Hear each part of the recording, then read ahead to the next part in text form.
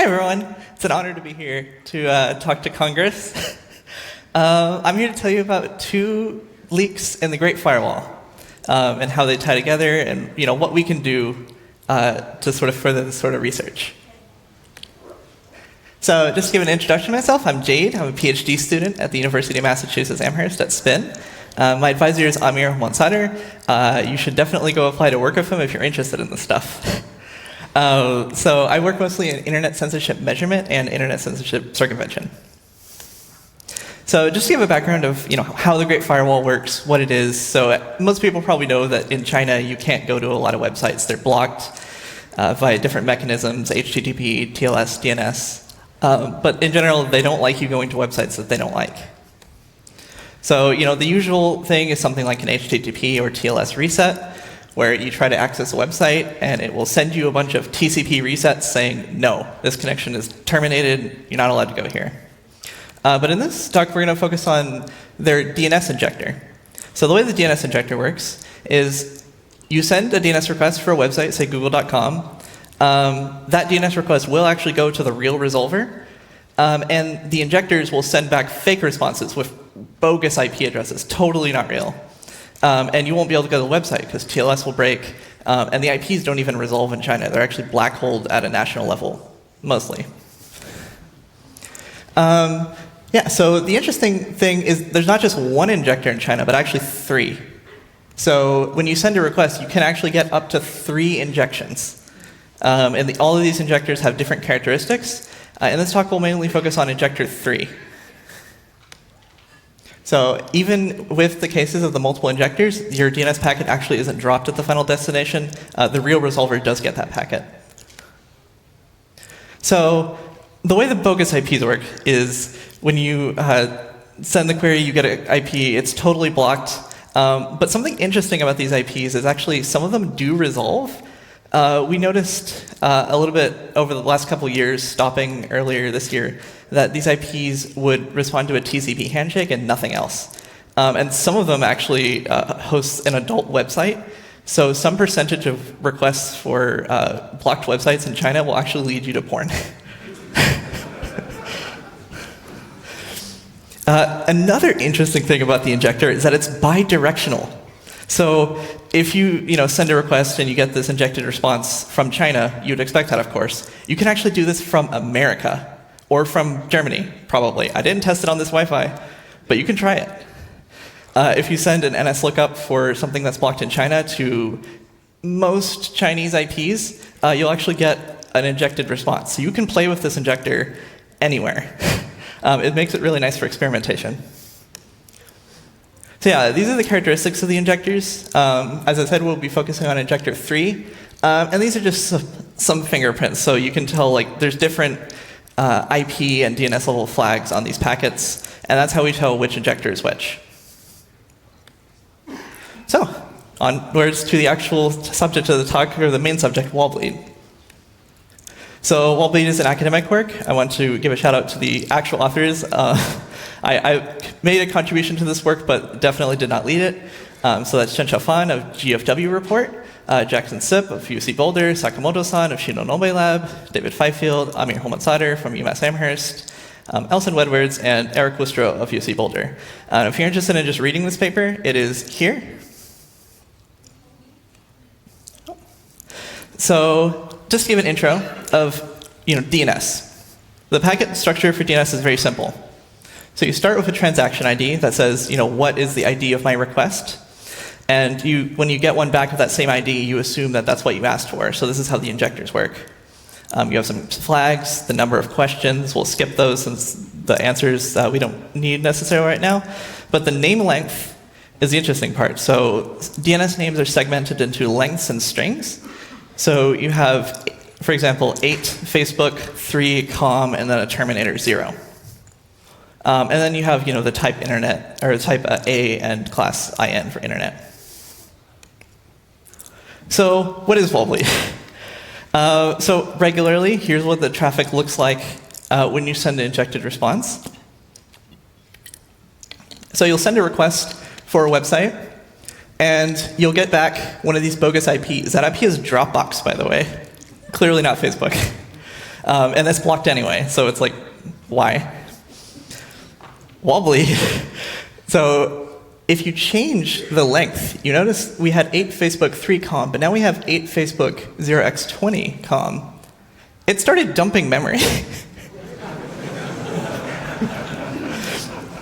And that memory is UPnP traffic, which shouldn't be on the public internet. So we started with this, basically, and we did some refinements to see, let's get the maximum amount of memory we can out of these things. So first, we shortened our domain. So we found that 3.tt would actually trigger the injector, and we could get vulnerable responses with this very short domain, and so that gives us more space for activities. It also turns out that you could just remove the Q-type and Q-class at the end, and it's fine. And of course, we could actually take that length and change it to 0xff. And as a result, we actually get up to 124 bytes every time we send a Wallbleed query. So there were some setbacks in the process. So 3.tt was the original domain used to trigger the injector. And they eventually stopped blocking it for whatever reason. Maybe it fell off the block list. Maybe the website died. So we just changed it to 4.tt. And that worked. So we also had an event where in September 2023, somewhere in that range, they actually patched Wallbleed. So they had all of the IPs that were responding for Wallbleed just completely stopped within a couple of weeks or so, and we assume this is how long it took them to patch it. So we just made some modifications, and we put the Q-type and Q-class back, and it worked, and we moved the label a little bit. That got patched within a couple weeks as well, but we gave us more time to do experiments with.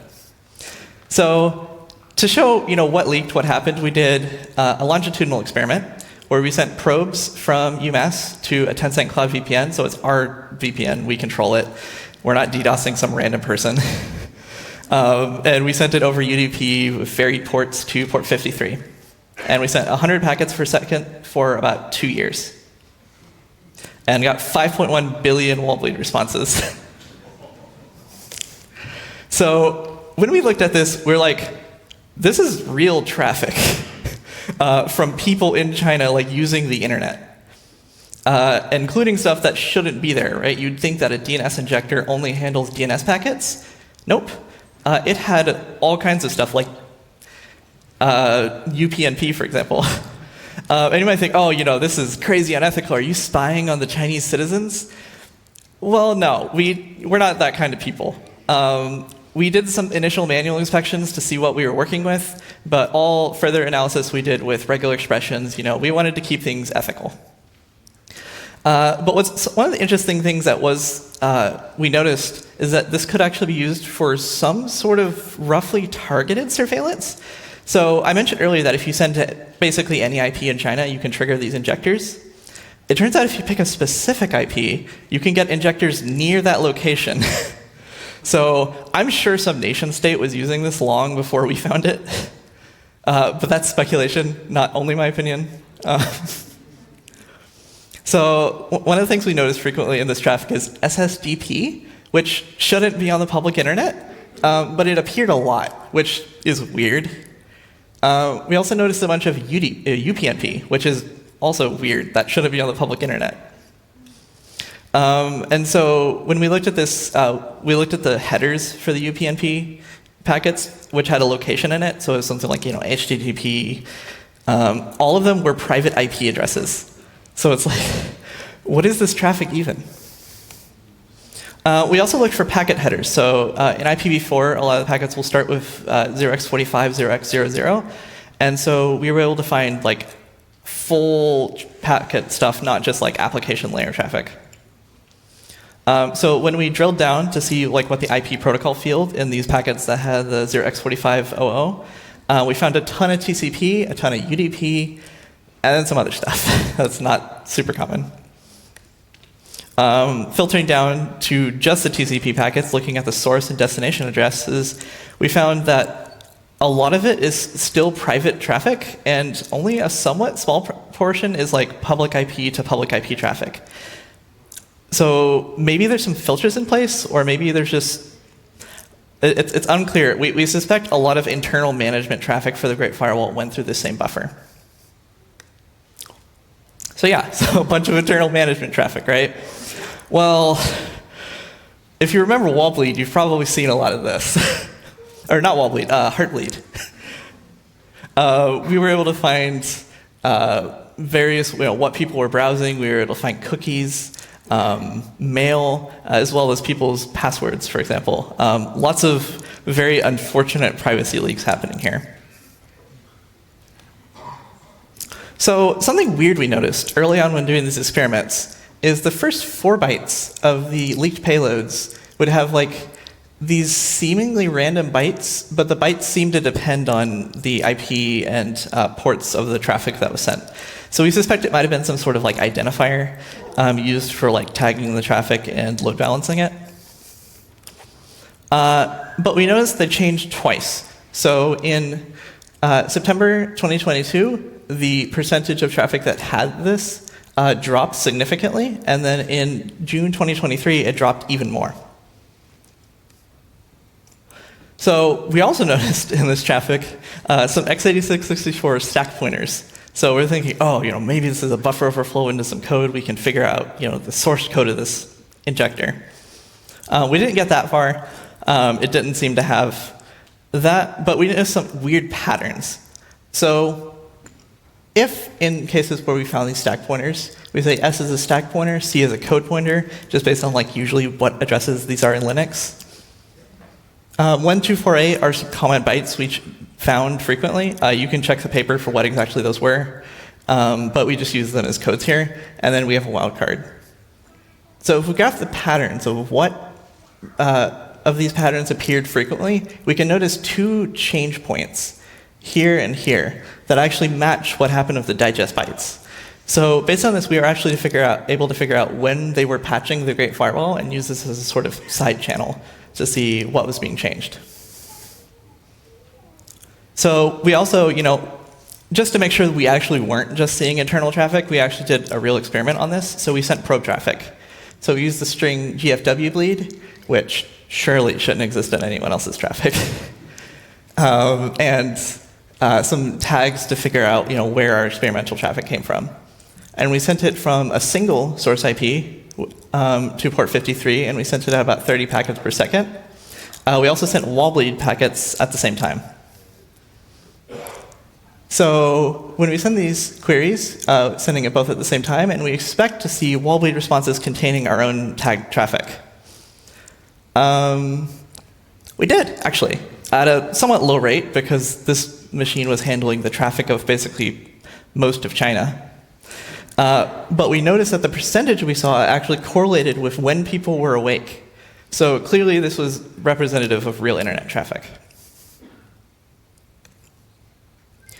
We also, from a probe in UC Boulder, sent out probes to all over the world, just sending these GFW bleed, doing the same experiment, but to all these different arbitrary IPs around the world. And we found that traffic to IPs using, I think, Geolite 2 database for locating, was affected by Wallbleed everywhere, basically. Anything that routes through China at one point ended up getting leaked somehow.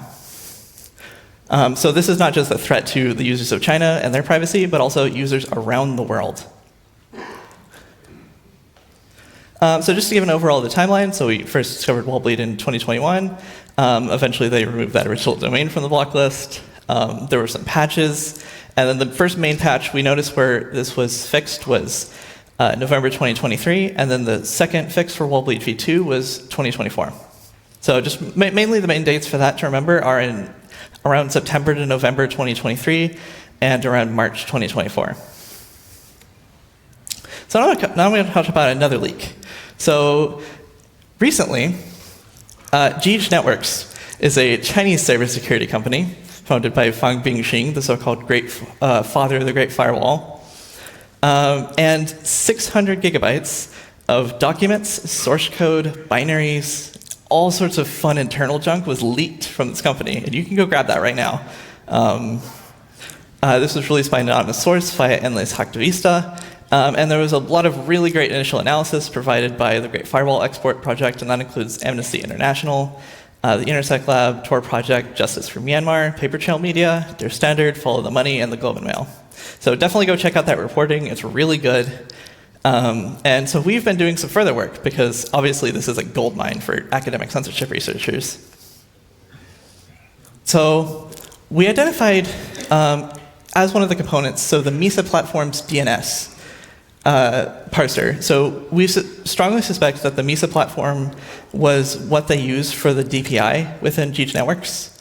And we specifically looked at their DNS parser. So the idea was, did these guys do Wallbleed? Is it their fault? Can we point fingers at them and make fun of them? And so looking at the timeline, here's some Git comments. So based on these, we might say that that looks pretty promising. And then the patch after that, maybe it was late, maybe they hotfixed it, something like that. So these would be the comments to look for if that were what was in the, if that were the source of the leak. So probably not. We looked at the wording for memory leak. I use Google Translate for this because I don't know Chinese. But we think memory leak here implies like an actual memory leak, like, not freeing stuff. Yeah, so what the patch appears to do here is it will take the parsing logic and move it earlier in the function, and so that avoids allocating a session object for the DNS session. Something funny I noticed in the source code is they call their malloc dictator malloc. Like, that's a little on the nose, guys, don't you think? But so, looking at the comments after that, they didn't have any relevance. They were just Linux management stuff. So yeah, in general, censorship is getting worse across the world, and what we want to do here is note that these censors can be attacked. You don't just have to measure, figure out what they're blocking, figure out how they're blocking it. You can actually just go after them, and this hurts not just the censor, but also the users. It's harm, obviously, like people being in a censored country and having some idiots running this unsecure software just destroys your privacy as a country. If you're interested in any of this stuff, definitely come talk to me. And if you're already doing this stuff, come talk to me. I love getting connections. So yeah, if you have any questions, you can ask me now, or you can email the primary author on this paper who's going to have more knowledge of this topic. Special thanks to, obviously, all of the authors of the original work, especially GFW report. Definitely go check their stuff out. And then additionally, all the analysis of the Geedge leak. Thank you very much.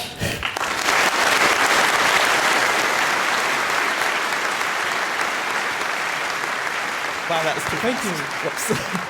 All right. No, that's more time for questions than amazing. Thank you, Jade, for your talk.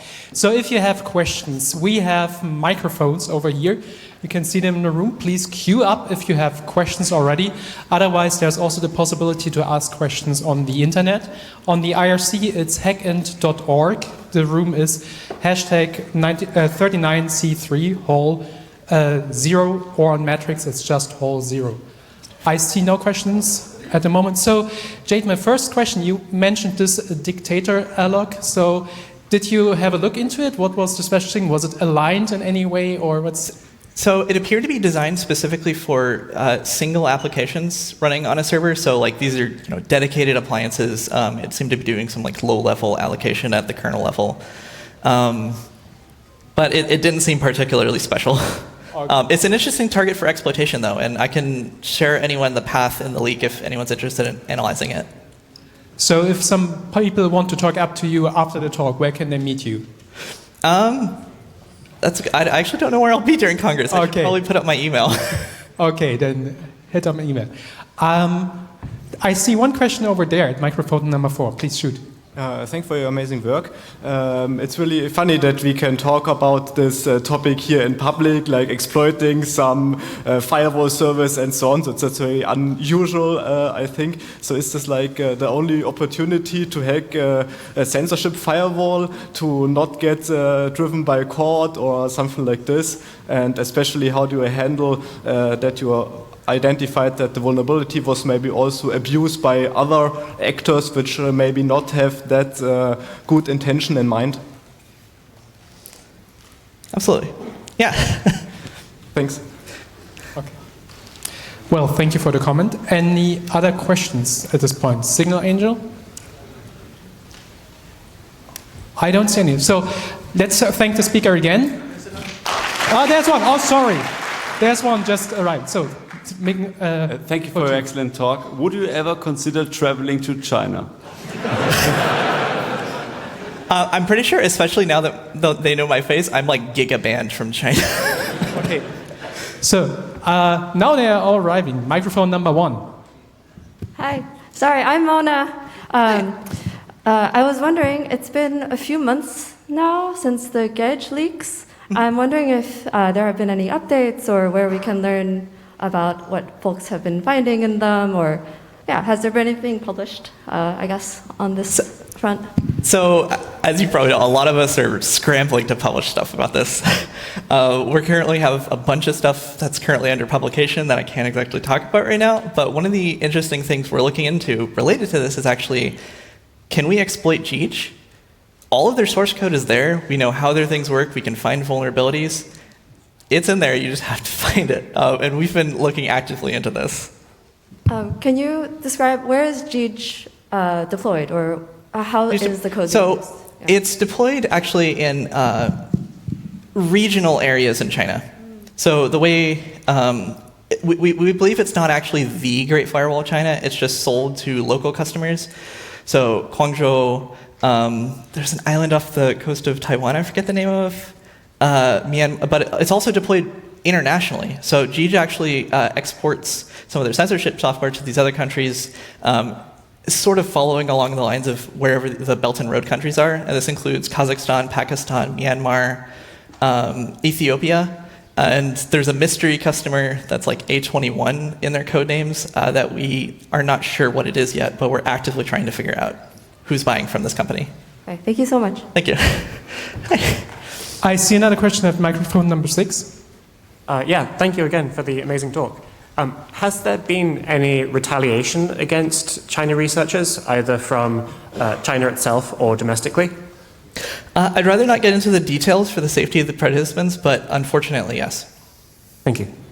Okay, microphone number 2. Thank you for your work. I was wondering, can you say something about the level of centralization of the Chinese internet? So, in a sense that you can only see specific phenomena in one ASN, or you have only one AS in China in general? Yeah, so it's actually very diverse. Certain areas, like with the Geedge thing, actually are deployed only regionally. Like Geedge's software seems to be deployed only to certain customers that want it. In the case of Wallbleed, we believe it to be the national level injector because many different IPs stopped responding. Like I think we had the figure of it being in the millions. And so that indicates that this was sort of a national level coordinated response. So it sort of varies. As I said, there's also the 3 injectors, all of which have different behaviors and different block lists. Thank you for the talk. I have one question about the passwords you found. You mentioned that you found these in HTTP headers or query parameters. So does that mean that much of the traffic in China is unencrypted HTTP, or did they break TLS too? I don't believe they broke TLS, but I think it's just a lot of HTTP traffic. They do have specific specialized resolvers and injectors for other protocols like TLS and QUIC, and even TLS ESNI. Number 5. Yeah, thank you for your talk. I was wondering if you had done any analysis on what sort of DNS queries would trigger the blocking, and if there was anything surprising in that. I've looked at some of the categories. A lot of it ends up being like gambling or pornography or politically sensitive websites. I can share you places to get some of these big lists of blocked domains if you want afterwards. It's sort of what you would expect. There's nothing particularly exciting about it, in my opinion. Number 4. Thank you for a great talk. The thing that you mentioned, there are 3 layers of DNS injectors, really fascinated me. Why there are 3 layers? Maybe why not 4? And each one, what does the purpose each layer has? Do you know, or can you share more about it? Yeah, I mean, it's not clear what the purpose of these injectors are, and I think there actually might be some work looking into this. I suspect it's just, so China has, maybe a national level firewall that says like this is deployed at all of the gateways. These have to happen. But a lot of censorship is actually the Chinese government saying, hey, you ISP, you need to implement censorship right now, or bad things are going to happen. So that ISP implements censorship, and then maybe another ISP implements censorship. And so if your traffic routes through any of these ISPs, it will get hit by all of the injectors along that path. Thank you. I see the internet has more questions for us. Yes, the internet wants to know if you can tell us more about the general setup that you use to analyze the traffic. Sorry, I missed the question. Can you come again?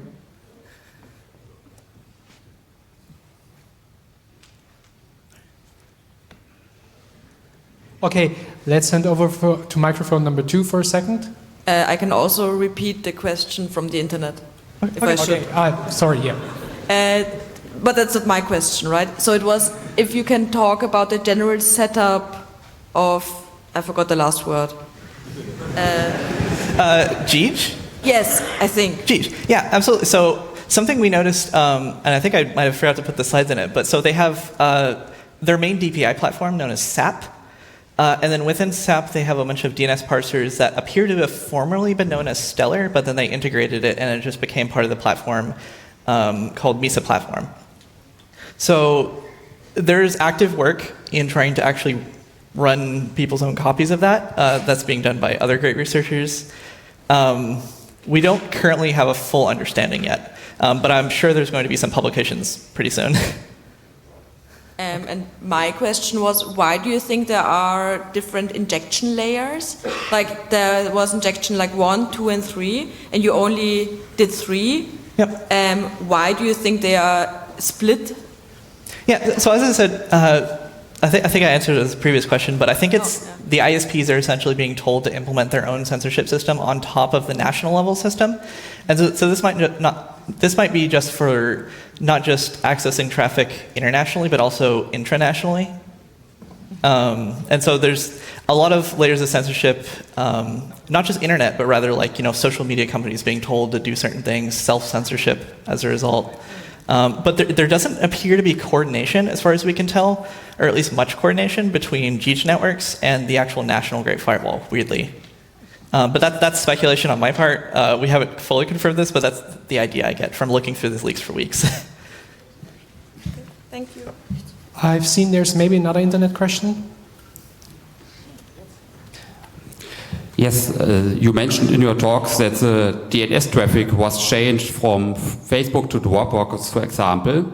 The question is this part of the Great Firewall, or what's the reason for that?